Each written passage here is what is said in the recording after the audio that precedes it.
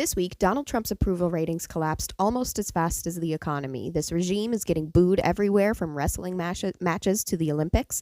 ICE agents are complaining about not getting paid, while Trump whines about Trevor Noah and Billie Eilish at the Grammys. More revelations are coming out from the Epstein files as James Comer and Donald Trump desperately try to stop the Clintons from testifying publicly.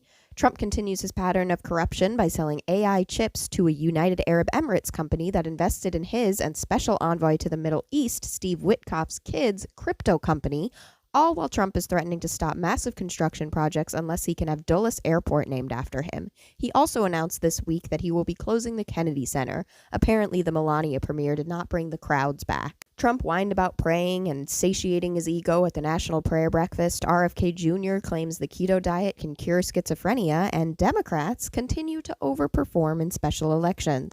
DHS is continuing to buy massive warehouses while the current concentration camps are experiencing measles outbreaks. Democrats held a hearing with witnesses to ICE violence, and not a single Republican showed up. Federal agents continue to spark violence across the country while calls to abolish ICE grow louder. This has been another doozy of a week, and before we all go watch the Green Day Bad Bunny concert and the subsequent MAGA meltdown, let's go over this week's biggest stories.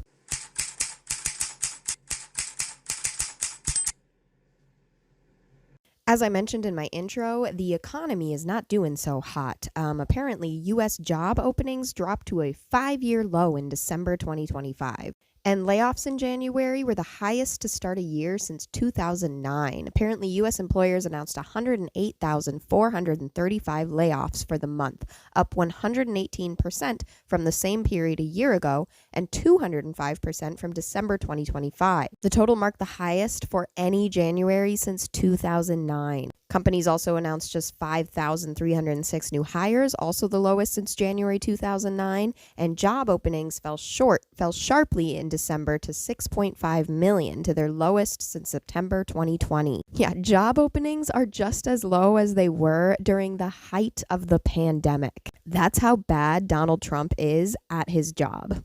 Even though the economy is collapsing, that didn't stop the Grammys from taking place. Trump posted this lengthy screed on his Truth Social account attacking the Grammys. The Grammy Awards are the worst, virtually unwatchable. CBS is lucky to not have this garbage litter their airwaves any longer. The host, Trevor Noah, whoever he may be, is almost as bad as Jimmy Kimmel at the low ratings Academy Awards.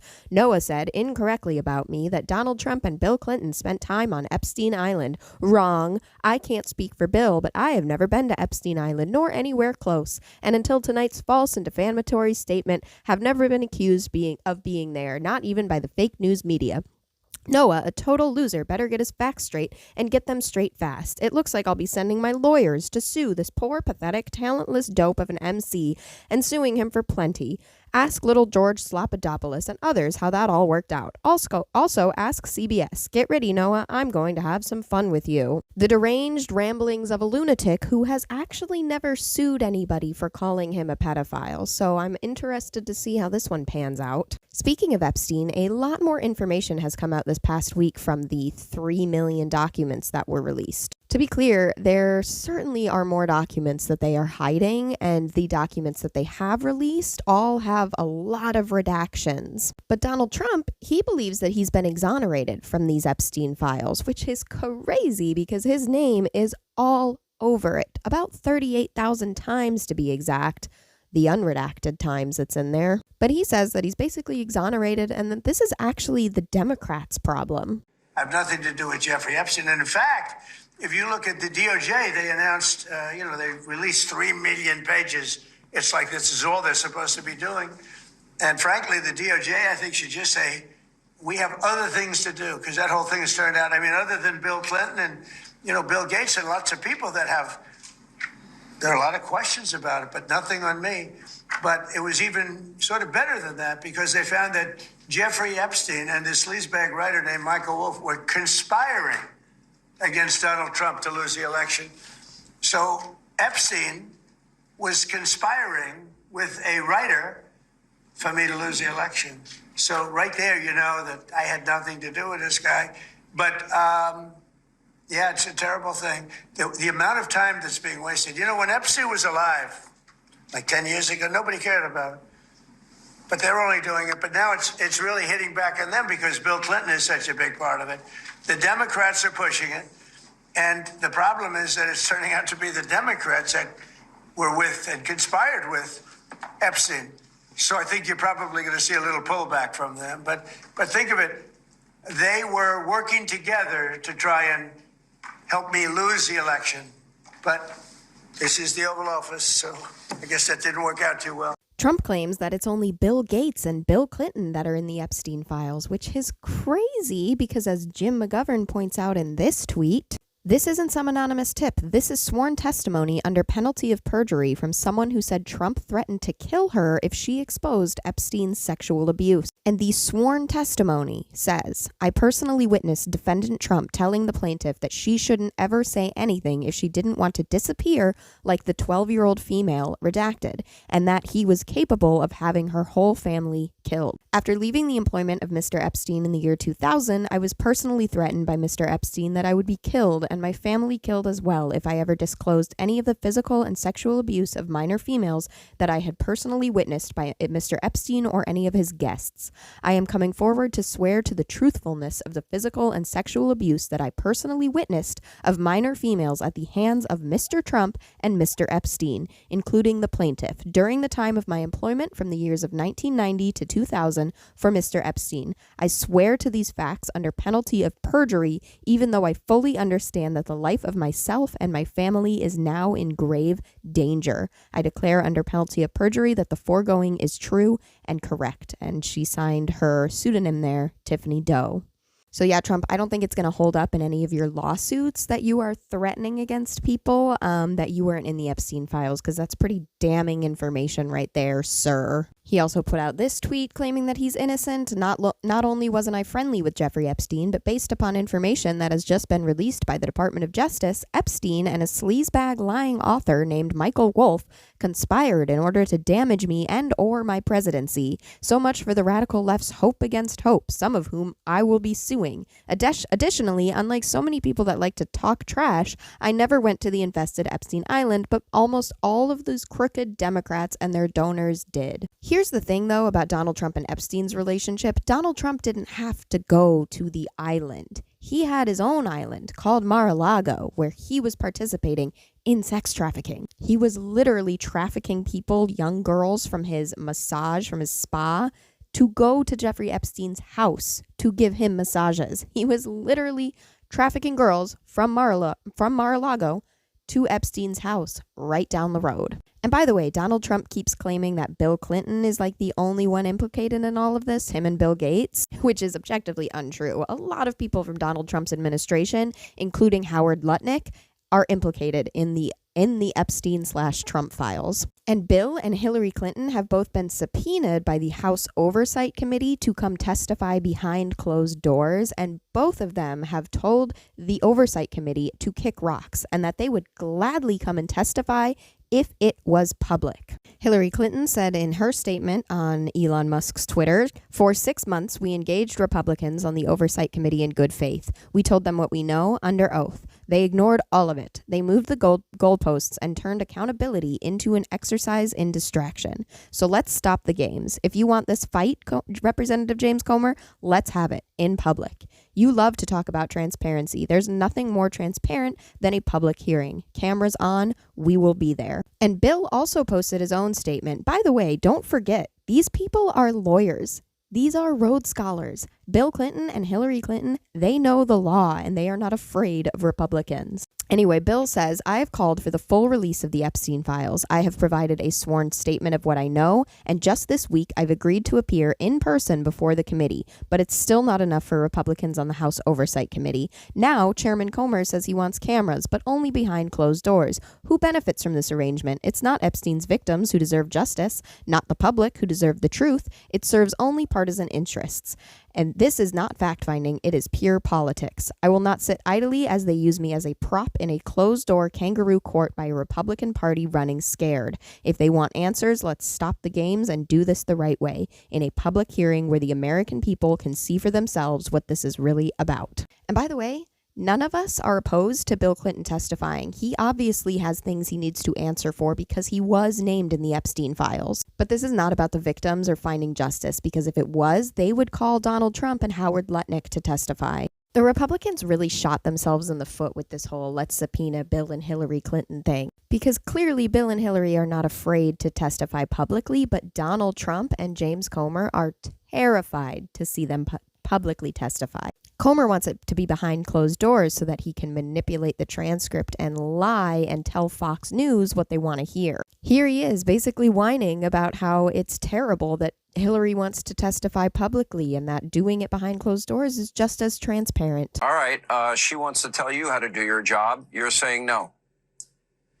No, look, she has moved the goalposts millions of times throughout this entire process, then fires out an email attacking me today, accusing me of moving the goalpost, and she's the one who's tried to move the goalpost again. She agreed to a standard deposition. The deposition will be made public. So what she's asking for is already going to happen. The deposition will be videoed. You'll have the audio and a transcript. Everyone in America will have access to it. Every deposition I've ever done in the 3 years I've been chairman of the House Oversight Committee, we have released the transcript and the video and the audio. So what she's asking for is already going to happen. But what she really wants, Sean, is a committee hearing. And everyone that's ever watched a committee hearing in Congress, including the one in the House this week with the Treasury Secretary, knows that committee hearings are more for entertainment than substance. The deposition is for substance. This is a serious investigation. The purpose of the investigation is to get justice for the victims and to figure out why the government failed the victims and who the bad guys were and if they can be held accountable. So this is about the victims. This isn't about the Clintons. The Clintons are trying to play the victim cards. The victims of Epstein are the victims, not the Clintons. First of all, Comer, if you think that House hearings are just about entertainment and not substance, that's on you, considering you are the chair of the committee and Republicans run the entire House. Maybe you guys should stop acting like psycho conspiracy theorists and trying to get your 5 minutes of fame on Fox News every time there's a hearing. Second of all, you guys don't care about the victims. Todd Blanche, Trump's former personal attorney turned deputy director of the DOJ, was on Laura Ingraham the other day saying that it's not a crime to party with Epstein. Camera at the rallies. Is there any chance that any of these individuals who partied with Epstein and engaged in, relations with minors will be prosecuted? Well, Any look, chance? I'll never say no. And we will always investigate any evidence of misconduct. But as you know, it is not a crime to party with Mr. Epstein. And so as horrible as it's not a crime to email with Mr. Epstein. And some of these men may have done horrible things. And if we have evidence that allows us to prosecute them, you better believe we will. But it's also the kind of thing that the American people need to understand, that it isn't a crime to party with Mr. Epstein. It isn't a crime to have Didn't look like that's island. all that was going on some of those photos. I mean, if the photos could speak, some of them look pretty bad. That's right. And unfortunately, photos can't speak. And so we need witnesses and we need Are there evidence videotapes that you all have? Or?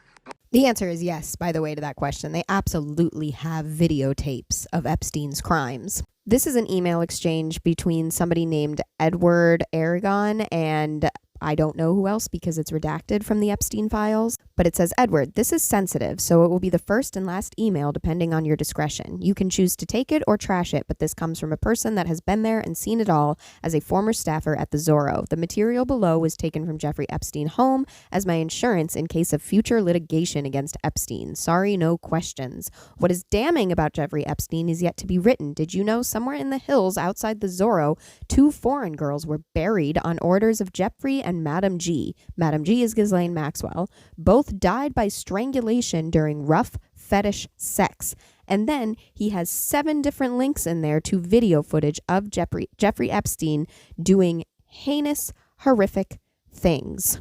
So yeah, there definitely is video footage of Jeffrey Epstein doing things. And by the way, partying with Jeffrey Epstein, everybody knew what that man was doing. So if you were partying with him, it's pretty highly likely that you are maybe participating in crimes and at the very least are witnessing crimes. Here is Democratic Representative Ted Lieu from California saying just that.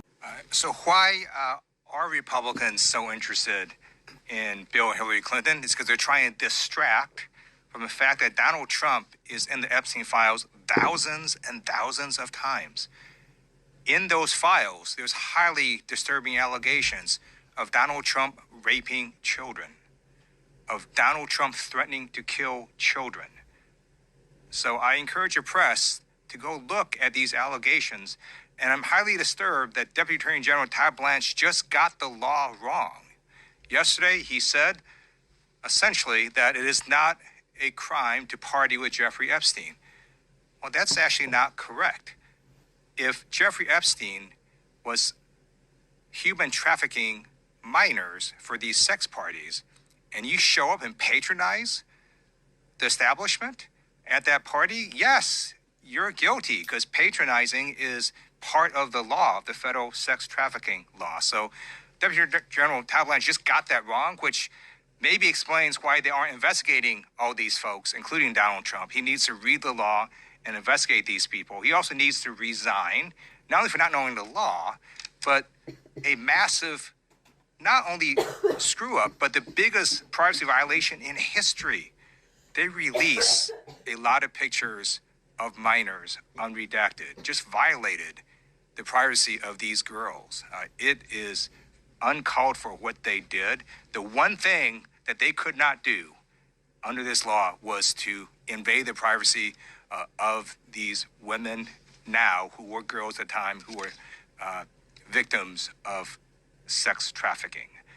Also, he met with Ghislaine Maxwell, moved her to minimum security prison, and then got a puppy for her. So for all those reasons, he's just got to leave the Department of Justice. Yeah, that was a pretty good summary of it from Ted Lieu there. And Donald Trump is continuing to flail over this. During a press conference in the Oval Office, Caitlin Collins asked him about the survivors of Epstein, and he responded by basically telling her, "Why don't you smile more?" Something else. But what would you say to people who feel like they haven't gotten healthcare, justice, Mr. President? Something that people care about. Yeah, what did you say? Go ahead. What would you say to the survivors who feel like they haven't gotten justice? You are the worst reporter. No wonder CNN has no ratings because of people like you. You know, she's a young woman. I don't think I've ever seen you smile. I've known you for 10 years. I don't think I've ever seen a smile Well, on I'm your asking face. you about survivors of Jeffrey Epstein, You know why Mr. you're not President? smiling? Because you know you're not telling the truth. And you're a very dishonest organization, and they should be ashamed of you. Yeah, that pedophile sitting there like an orange lump is asking Caitlin Collins why she's not smiling more while she's asking him about the survivors of Jeffrey Epstein. Just because you smile when you look back fondly on your memories with Jeffrey Epstein and all the horrible things you did to women and girls doesn't mean that the rest of us have the same brain as you, Donald. JD Vance also gave his reaction to this on Megyn Kelly, and he acted like it was a totally reasonable, if not brilliant thing for Donald Trump to realize that why aren't these reporters just, having fun in the Oval Office? I don't know, JD Vance, maybe it's because it smells like dirty diapers and there's a pedophile sitting 3 feet from them. But here's what he had to say. I mean, there was a moment in the Oval Office, I wasn't even in there, but, I was in the West Wing, and somebody sent me where he was talking to Caitlin Collins, who's the CNN anchor. And I have, a decent relationship with Caitlin Collins, which is unusual given that she's from CNN. But the president, she's asking a question. The president says, "Why don't you ever smile?" Yeah. And it's actually, so perceptive. Even if you're asking a tough question, even if you take your job very seriously, why does it always have to be so antagonistic? Well, I laughed because I saw online everybody was calling him sexist for saying that. And I literally said the same thing about Caitlin Collins a year ago on my show. She never smiles. Every once in a while, you have to smile. Roger Ailes used to tell us that. Every once in a while, you can remember to smile, show the viewers that you have a heart.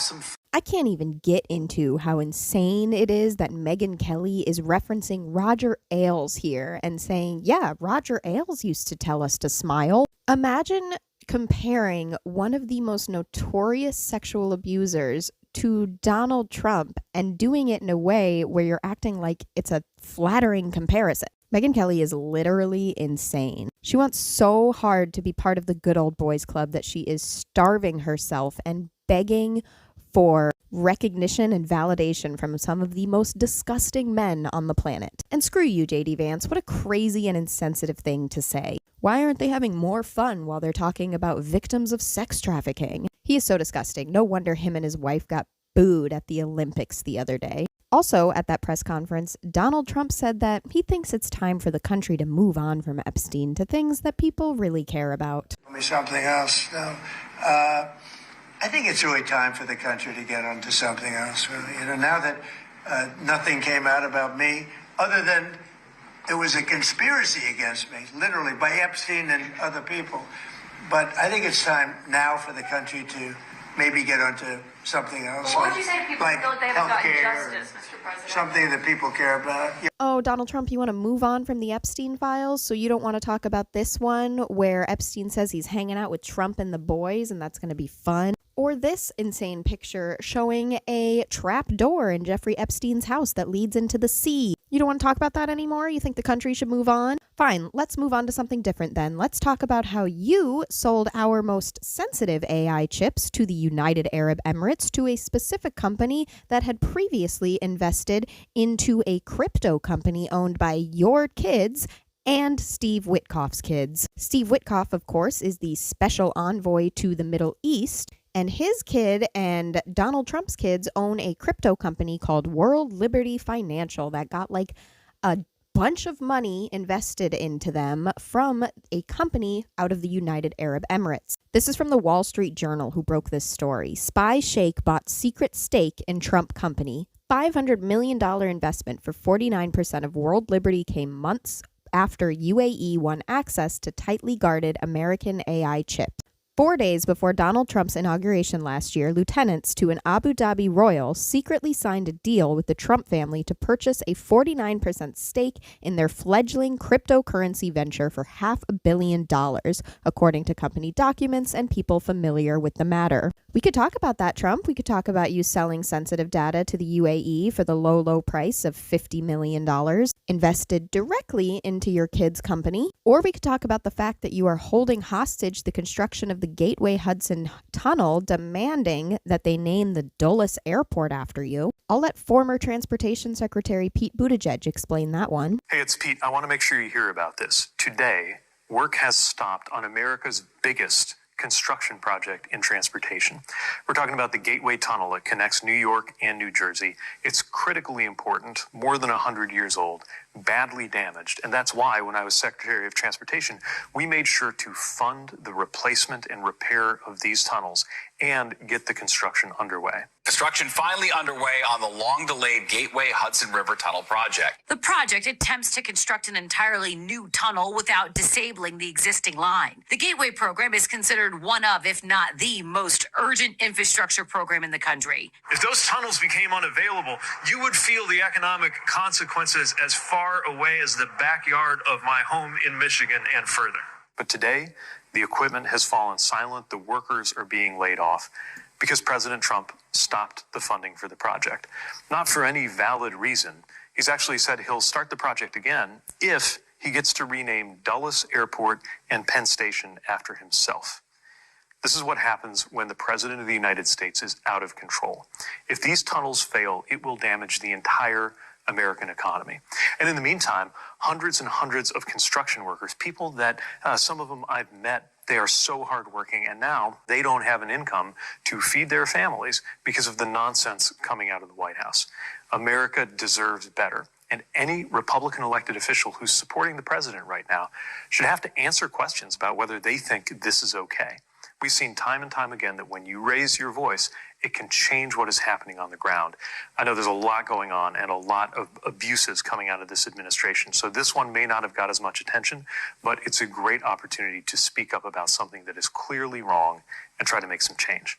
There is actually a little bit of good news on this one that Pete Buttigieg again articulates in this tweet. A federal court has blocked Trump's shutdown of America's biggest critical infrastructure project, which makes sense since he is violating legal commitments the federal government made in good faith on my watch. But we will have to keep defending this vital project and the thousands of workers who will deliver it from the president's nakedly political games. Donald Trump is so insanely corrupt. He's like desperate to have all these monuments named after him. But everything that Donald Trump touches dies. Just this past week, he announced in this insane screed on Truth Social that he is going to be closing the Kennedy Center. He's saying he's going to be closing it because they have to do construction on it because it's not making any money and they have to spend a bunch of money to fix it up. And it's just going to be easier to close it for 2 years. When in reality, the Kennedy Center was making money before Donald Trump got his disgusting, pervy hands on it. He took over the Kennedy Center and immediately artists started canceling their shows. Most recently, Philip Glass canceled his upcoming world premiere of his Symphony No. 15, which was supposed to premiere at the Kennedy Kennedy Center in June. Bella Fleck said that performing at the Kennedy Center has become charged and political at an institution where the focus should be on the music when he canceled his show. Issa Rae and Hamilton, they both canceled their performances last year, basically right when Donald Trump took over. And even hosting the Melania premiere couldn't save the Kennedy Center from being torn down by Donald Trump. Because let's be real, he's going to tear it down. The Kennedy Center, which is a memorial for President John F. Kennedy. He is going to tear it down rather than just admit that artists don't want to perform for him. And speaking of people not wanting to perform for Donald Trump, several Olympic athletes have spoken up in Italy about how it's difficult right now to represent the United States and how they are ashamed and not proud of some of the things happening in our country right now. MAGA Republicans are absolutely losing their minds over this pretty mild criticism from freestyle skier Hunter Hess. Brings up mixed emotions to represent the U.S. right now, I think. It's a little hard. There's obviously a lot going on that I'm not the biggest fan of, and I think a lot of people aren't. If it aligns with my moral values, I feel like I'm representing it. Just because I'm wearing the flag doesn't mean I represent everything that's going on in the U.S. So yeah, I just kind of want to do it for my friends and my family and the people that support me getting here. He didn't say anything that crazy there. He said it brings up mixed emotions to represent the United States right now, and that there are things going on that he disagrees with. Without context, you could make that about anything. But of course, MAGA Republicans immediately lose their minds and start attacking this Olympic athlete. This is from Richard Grenell, who incidentally is running the Kennedy Center straight into the ground. He says, privileged Gen Z from Oregon hasn't traveled much. He's representing the greatest country in the world. Move to Canada if you aren't proud to wear USA. Here's Emily Austin, a MAGA sports reporter who got to attend the Grammys for some reason, saying any athlete embarrassed to represent the United States has no business wearing Team USA across their chest. Representing this country is an honor. If you don't love America, step aside. Someone who does will gladly take your place. That's not really how the Olympics works, though, is it, Emily? And you should know this as a sports journalist, that Olympic athletes aren't chosen by how much they love their country and their government's actions. They're based on how good they are at their sport.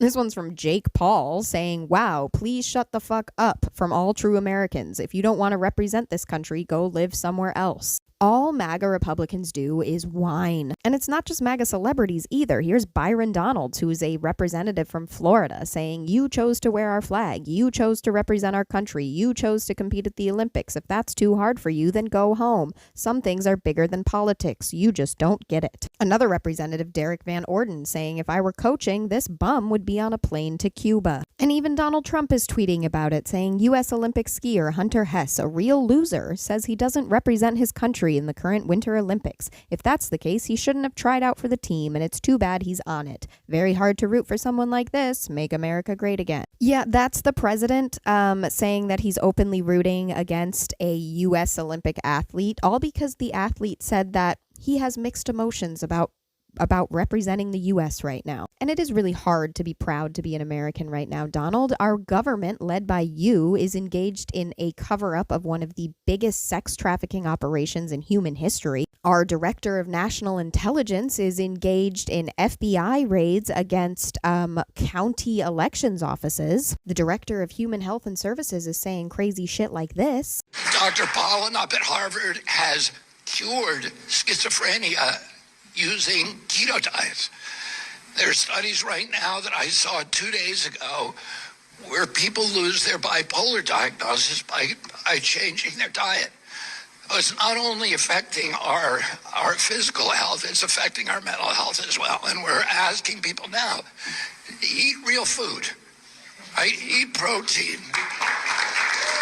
And the Washington Post, who claims democracy dies in darkness, has fired 30% of their staff, while Jeff Bezos bankrolls the Melania documentary and then gets to go hang out with Pete Hegseth. Yeah, he got to have Secretary of Defense Pete Hegseth come to his Blue Origins company. And beyond all the brazen corruption and the fact that the Trump administration is covering up a sex trafficking ring, we also still have masked agents in the streets terrorizing communities. And even though Tom Homan said that 700 out of the 3,000 agents in Minnesota are going to be leaving, and Kristi Noem said that DHS agents are now going to be wearing body cameras, ICE agents and Border Patrol agents are still terrorizing people. Measles is breaking out in their concentration camps, and they have not been held accountable for the crimes that they have committed. Democrats held a shadow hearing this past week that not a single Republican showed up to, where they had witnesses give compelling testimony to the violence that ICE has been committing. I want to show this clip from Robert Garcia where he is questioning a young woman who was shot 5 times by ICE agents. She survived,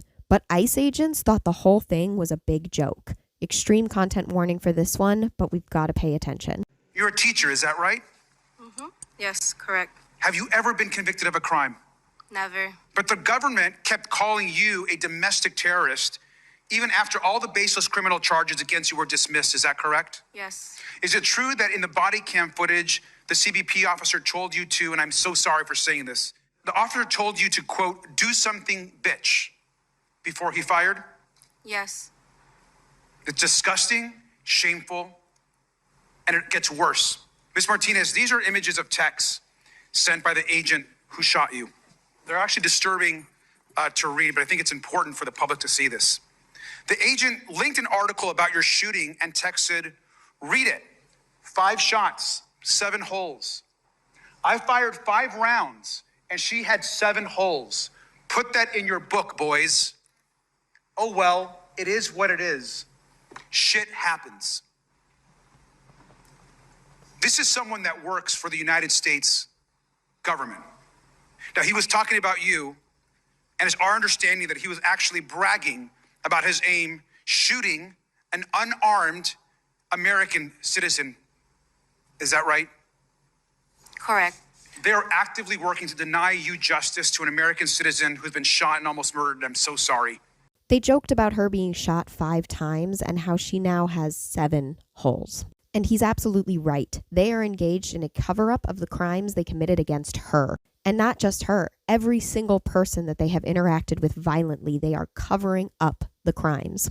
This week, it was reported that prosecutors began investigating Renee Good's killing, and Washington told them to stop. Federal prosecutors had a warrant to collect evidence from Miss Good's vehicle, but Trump administration leaders said to drop it. About a dozen prosecutors have departed, leaving the Minnesota U.S. Attorney's Office in turmoil. Yeah, because that's another consequence and fallout of all the horrible things that the Trump administration is doing, is federal prosecutors are quitting en masse. There's also video that I'm not going to show from this past week of ICE agents kicking a dog and apparently breaking its rib, which I'm sure Kristi Noem, the woman who shot her own dog because it was bad at hunting one time, does not care about that at all. ICE agents are also all over Reddit crying about how they're not getting paid, which is extra funny because how do you not know that Donald Trump never pays his employees? I don't feel bad for a single one of them, and I hope none of them ever get paid. Oh, and by the way, everybody hates ICE. Check out this amazing video of a bunch of wrestling fans chanting, "Fuck ICE." MJF, Brody King, AEW World Championship Eliminator match. A match that the champion wants absolutely no part of.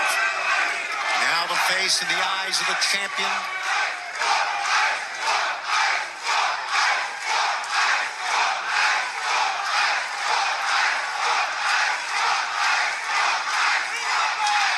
I like how the announcers even stop so that the crowd can be heard. Pretty freaking awesome. I also wanted to just show a few clips of Trump at the National Prayer Breakfast this past week. These 2 clips just kind of encapsulate exactly who he is. He whined at the prayer breakfast about how Mike Johnson always wants to pray before they eat. And he's like, we're eating lunch, blah, blah, blah. In 2025, more copies of the Holy Bible were sold in the United States than at any time in the last 100 years. Now, how about that? How about that? Did you know that, Mr. Speaker? You know, Mike Johnson's a very religious person, and he does not hide it. He'll say to me sometimes at lunch, "Sir, may we pray?" I say, "Excuse me? We're having lunch, you know, the Oval." It's okay with me.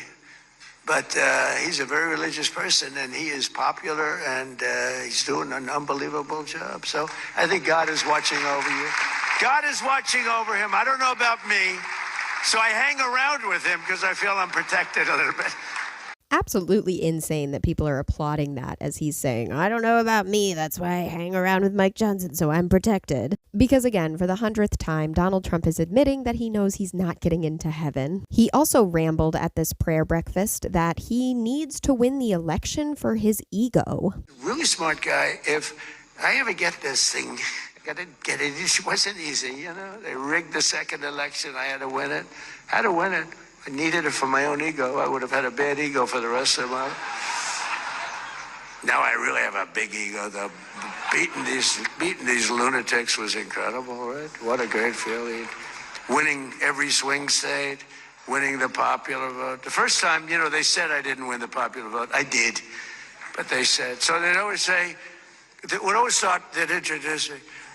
While Donald Trump did not win the popular vote, you know, I'm sitting up being introduced by a Democrat or somebody. And they say, why Donald Trump did not win the popular vote. He won the presidency. Here he is. I said, that was terrible. I said, and we won the popular vote by a lot. We didn't want to play any games. This has been a much different. We had a great first term. We had the greatest economy in history, but this one's going to blow it away already. It's blown everything away. He is so insane, rambling about how they rigged the election, and that's why he's relitigating the 2020 election and raiding the freaking Fulton County Elections Office. So yeah, Donald Trump is a crazy person who knows he's not getting into heaven, and he is engaged in the massive criminal enterprise that is the Trump administration. But I just want to wrap this video up by talking about some Democratic wins that happened this week. Most recently, Democrat Christy Martinez has won the Louisiana House District 60 special election, defeating Republican Brad Daigle and holding the seat. Martinez won 63 to 37%. Trump carried the district by 13 points in 2024. As Midas Touch says, another major Democratic overperformance. The Supreme Court also ruled this week that California's redistricting map can move forward, and Gavin Newsom responded to Trump saying that he hopes it gets overturned with this comment. And that happened right around the same time that newly elected governor of Virginia, Abigail Spanberger, signed in a new temporary redistricting map. And both of these are efforts to fight back against all of the redistricting maps that Republicans have done. And of course, MAGA is pissed. There's a lot more that happened this week that I didn't get to because it's impossible to cover everything, including the fact that Canada just opened a new consulate in Greenland, and the fact that the nuclear treaty between the United States and Russia has expired, and Donald Trump is threatening on the internet to start doing nuclear testing again. But I've got to get going because it is Super Bowl Sunday, and unlike MAGA, I'm going to enjoy watching Green Day and All-American Super Bowl halftime show with Bad Bunny. And MAGA can go ahead and have fun with their Turning Point halftime show headlined by Kid Rock, who wrote a song once about how he loves underage girls, and they can dance along to the musical stylings of Brantley Gilbert and Lee Brice and Gabby Barrett, whoever those people are. I'm going to go enjoy actual talent while they live in their insane, insulated, protected, safe space bubble where all the performers are white. Anyway, as always, thank you so much for watching. Let me know what you think in the comments, and stay safe out there, folks.